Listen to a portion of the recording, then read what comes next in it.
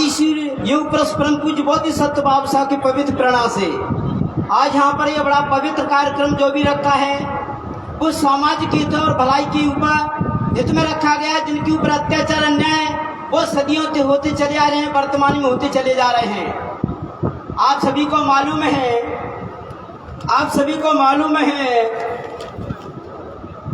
आप कोई हिंदू, आपकी अछूत नीच हिंदू अछूत शूद्र लोग नहीं हैं। आप इस देश के शुद्ध श्रेष्ठ प्रबुद्ध ज्ञानी विद्वान लोग हैं। आप इस देश के कोई निर्धनी कंगाल लोग नहीं हैं। आप इस देश के शासक, यहाँ के राजा और महाराजा रहे हैं। लेकिन आप अपने को मजबूर, कमजोर और मजबूर नहीं समझना।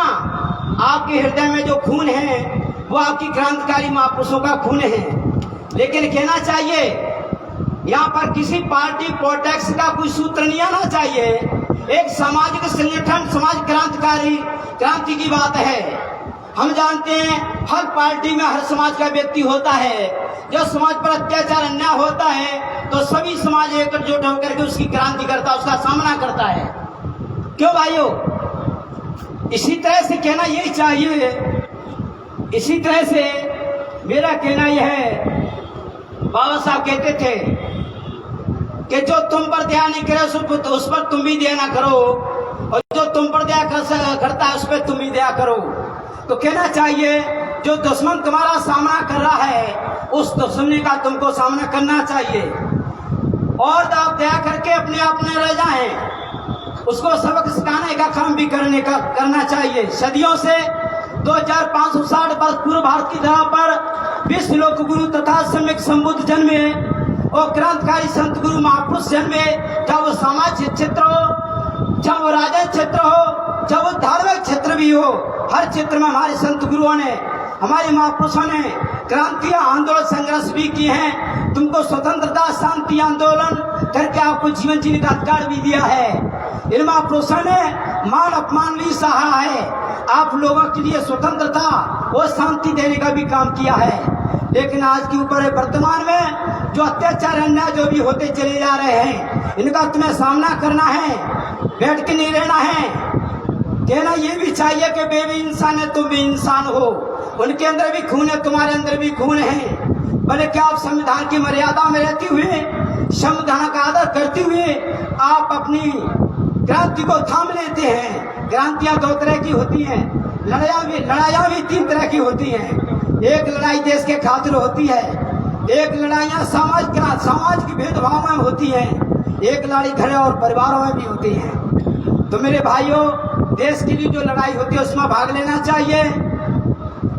और जो समाज की लड़ाई, भेदभाव, ऊंची नीच असमानतावादी व्यवस्थाओं के भेदभाव में अन्य अत्याचार होते हैं, जातिगत लड़ाइयाँ होती हैं, तो उसका भी सामना करना चाहिए।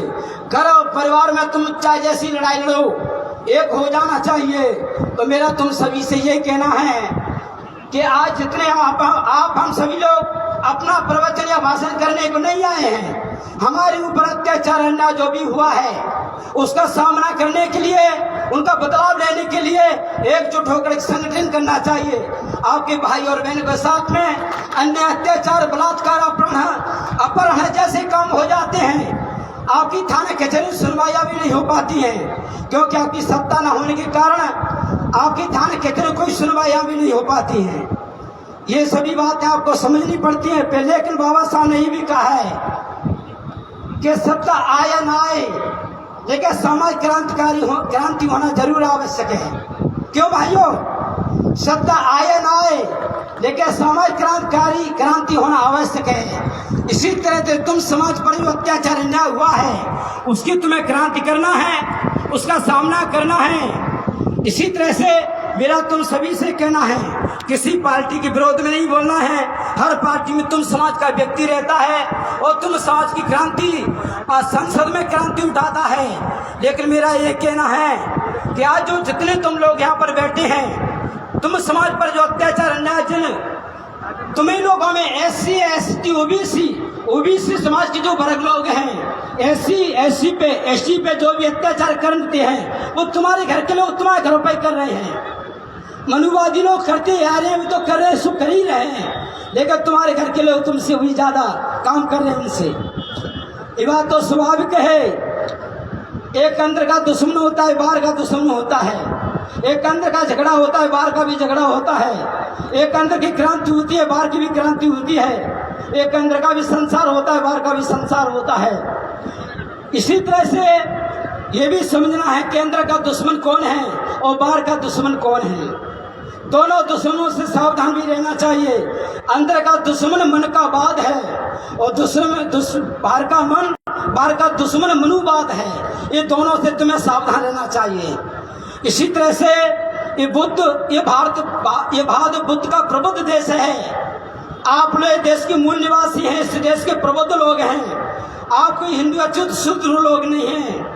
पर मैं कहता हूं तुम भाइयों से, आप सभी को अपने घरों में गीता रखो या न रखो, बुद्ध का धम्म रहना जरूर है।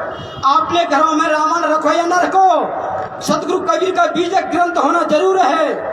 आपने घरों में मानव महाभारत रखो या न रखो, एक संविधान होना जरूर है। तो भाई और बहनों, आज के जो वक्त में जो यहाँ पर मंच लगा हुआ है, हमारे गणमान्य सभी मान यहाँ अतिथि विराजमान हैं। आप सभी सामाजिक भाई बहन सभी उपस्थित हैं। तुम जनों के ऊपर जो अत्याचार अन्याय जो भी होते हैं उनका बदला लेना जरूर है। तुम बैठ के रह जाते हो, दुश्मन का सीना फूल जाता है।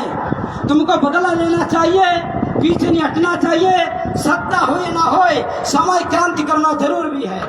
नमो बुद्धाय, जय भीम, जय प्रबुद्ध भारत।